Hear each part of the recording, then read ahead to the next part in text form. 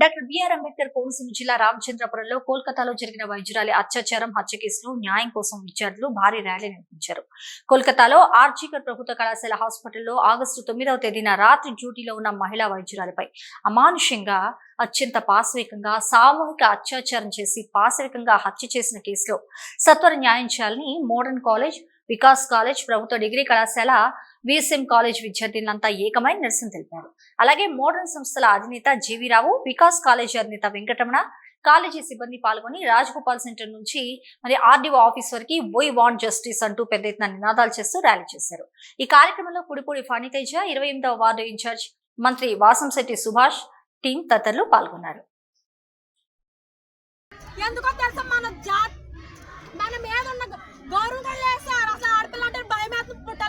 మేము చదువుతున్నాం కానీ బయటకు వెళ్ళండి భయం వేస్తుంది సార్. అసలు ఎందుకంటే జస్టిస్ జరగదు సార్ ఇక్కడ. అసలు ఈ నెల జరగదండి. అసలు అనడానికి కూడా ఎవరు రారు.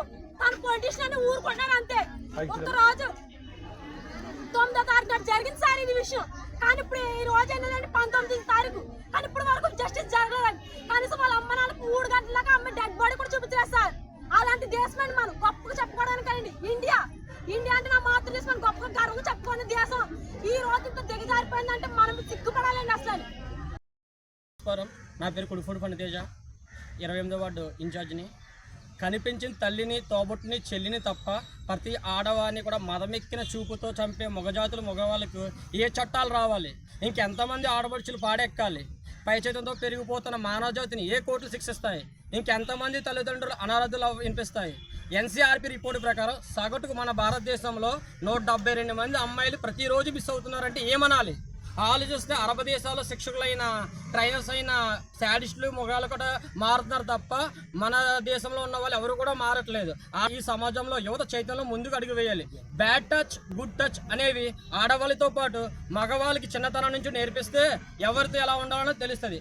సోదరభావంతో పెంపొందించిన ఈ రాఖీ పండుగ రోజు ఈ ప్రాంత అక్క చెల్లెలందరినీ కూడా రక్త సంబంధంగా నిలబడాలి. నీ కళ్ళ ముందు జరిగే ప్రతి సమస్యను ధైర్యంగా ఎదుర్కోవాలి. ఆ ఆసరా ఈ తెగింపు నీ ఇంటి ఆడపిల్లకే కాదు, నీ కంటికి కనిపించే ప్రతి ఆడపిల్లకి ఇవ్వగలిగితే మరో నిర్భయ, మరో కలకత్తా సంఘటన జరగకుండా ఆపగలం. జై హింద్. ఈ కార్యక్రమానికి ఎంతగా తోడ్పడిన విద్యా సంస్థలు, మోడర్న్ విద్యా సంస్థలకి, వికాస్ విద్యా సంస్థలకి, పిఎస్ఎం కాలేజ్కి, జూనియర్ కాలేజ్, డిగ్రీ కాలేజీలకి, ఎస్పీఎస్ బాయ్స్కి, టీమ్ 4 సుభాష్కి, పోలీస్ శాఖకి, మీడియా మిత్రులకి అందరికీ కూడా నా ధన్యవాదాలు.